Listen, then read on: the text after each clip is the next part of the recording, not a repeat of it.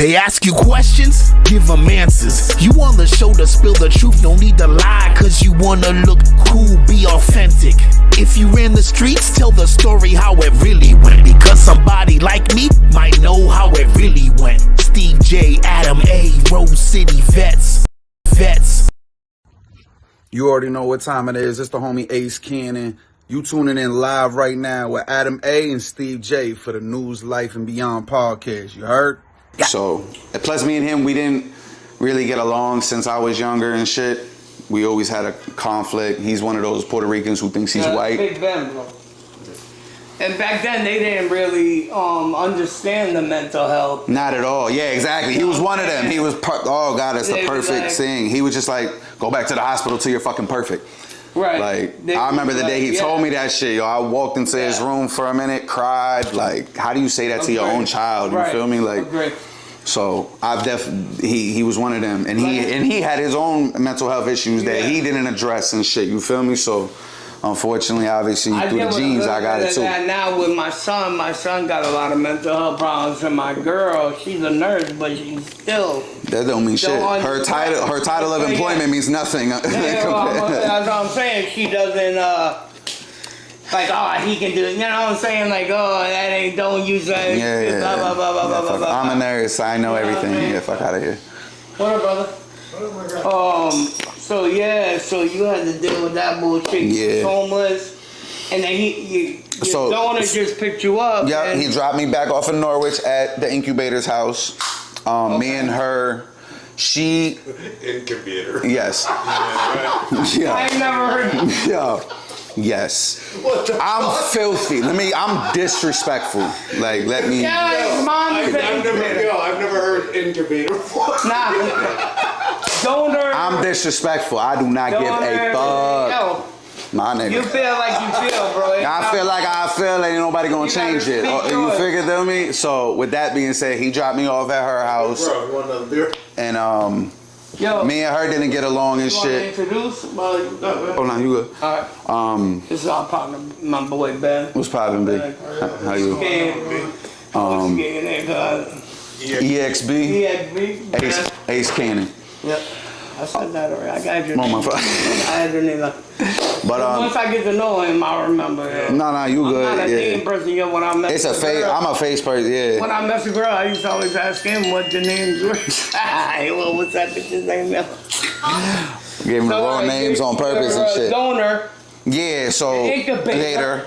So basically, long story short, dropped me back off at her house. I stayed there. She felt bad, so out of guilt, I stayed there for another year-ish.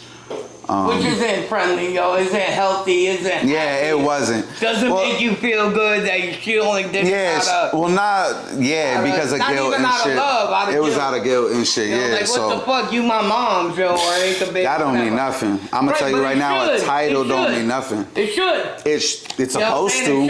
It's supposed to, but when you have adults that put their own selfish wants and needs before their own children... They're a piece of shit. They could die burning hell. I'll piss on their grave. I don't care. It's supposed to when it should.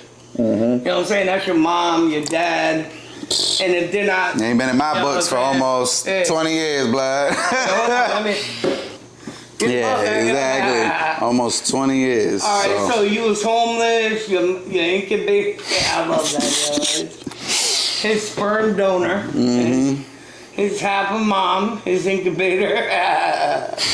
Took care of you, but didn't want to take care of you. Yeah, I mean, I just stayed in the house and shit. I was 18 at the time, you figured, I watched the younger siblings and shit. It was just a roof over the head at that time. I tried to get a job, didn't work, still dealing with mental health issues.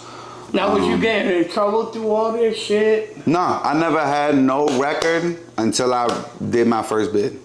Okay. And that was in New York when I moved in with my abuela. Hey, you see how that came click? And I didn't even read that shit. First time you got in trouble. So the first time you got in trouble was when you lived there, or was after? No, this is way after. After the situation. Yeah, way after that. So, I moved to PA. All right, so let's hold up. While you're with the incubator, what was your thought, yo? What was your brain telling you what you need to do? Do I need to get off the street? So no, my mind was the complete opposite. My mind was get back in the streets, get money, like do what you gotta do. Because she don't give a fuck, so. So you was on the street hustling at that time? Yeah. Now, in and out. You was hustling, is that why you got in trouble? No, so when I moved, after I left Norwich from living with my birth mother, I moved to PA with J. Rose for almost a year. The sperm donor, he tried to act like he wanted me in his life and shit. Your father's sperm. Yeah. Okay. So I came back, he lived in East Hartford. I was with him for literally 6 months, and then after that, he dropped me off on my abuela's doorstep in Long Island. And then from there, I was in New York and Connecticut between like 11 years before more or less your grandmom was your mom and dad.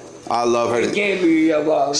My abuela is my birth sperm donor's father. Yeah. And she and my mother in PA, J. Rose's mother, rest in peace. Without them, those two women, I would not be the man that you see before you today.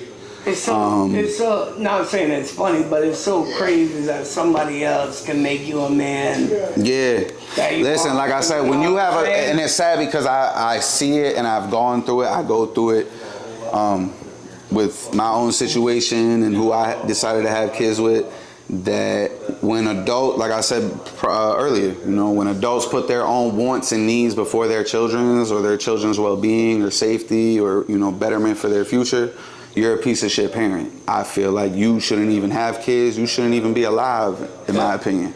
Because what are you doing but harming them? Yeah, I can mentally, relate to emotionally. A lot of shit you're saying. You feel me? Because I'm talking real trauma shit. Yeah. You feel me? Like I've lived through it. My baby mom.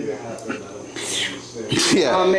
Yeah. You know what I'm saying? So I took my oldest son and kept him, but then I got mixed up and was supposed to do 10 and a half bid. So I gave him to my mama. So that's his mom now. I'm feeling you where you're going with all this. Like, it's so crazy. You my brother? We related in some kind of guy. Maybe on the white side. Maybe on the white side. Like, guy. We're white family.